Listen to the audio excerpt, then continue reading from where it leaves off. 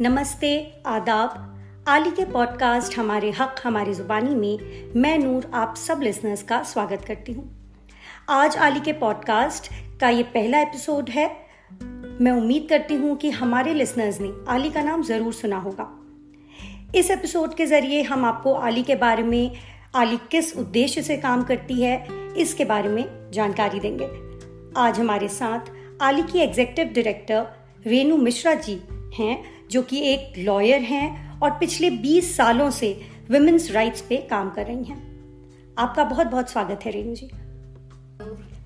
तो सबसे पहले आप प्लीज़ बताइए कि आली की स्थापना कब हुई और किन लोगों ने करी।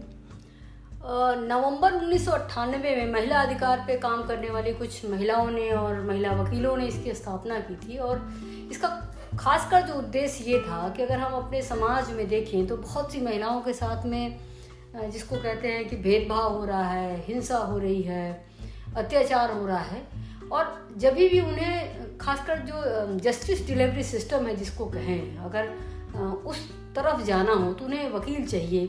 महिलाओं को पता नहीं है कि उनके अधिकार कहाँ हैं, किस तरफ जाना है, कैसे जाना है। और दूसरा, महिलाओं के पास में पैसे भी नहीं है। तो शुरुआत का मुख्य उद्देश्य यही था कि महिला अधिकारों पर खासकर जागरूकता पैदा की जाए। लोग महिलाएं जाने कि संविधान में उनके क्या अधिकार दिए गए हैं, क्या हक है।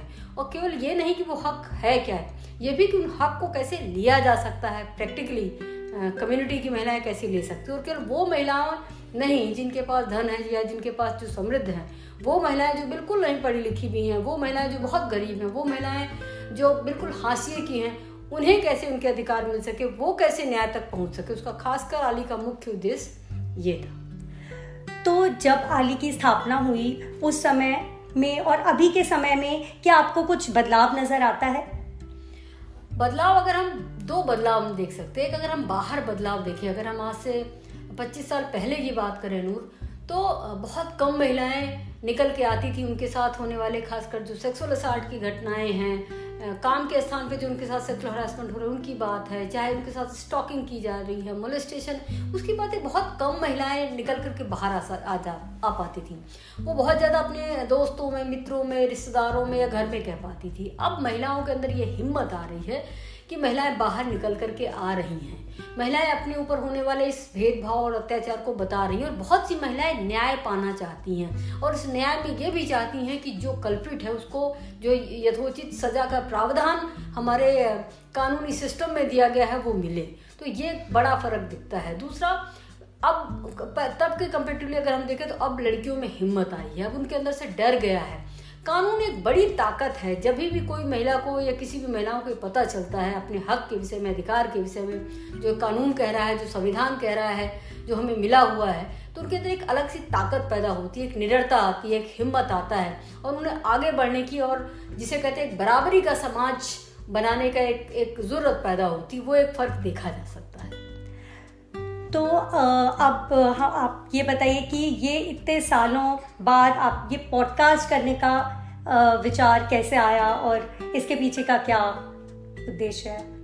पॉडकास्ट करने के जो विचार है उसके पीछे का मौलिक उद्देश्य यही है।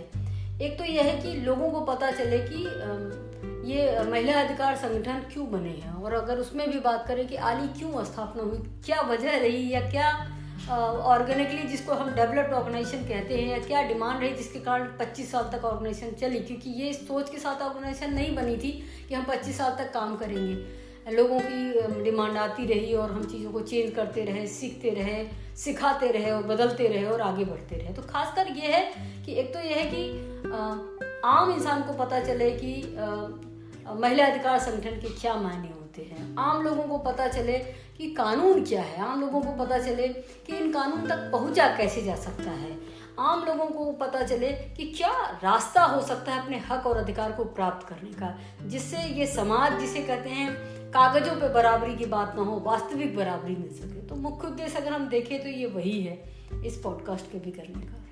तो हम उम्मीद करते हैं कि आगे के एपिसोड से हमारे लिसनर्स जुड़ेंगे और बहुत सारी जानकारी हम इन पॉडकास्ट एपिसोड्स के माध्यम से आप सब तक पहुंचाएंगे, जिसमें हम जेंडर, पेट्रियार्की, फेमिनिज्म और अन्य लॉज जो कि महिला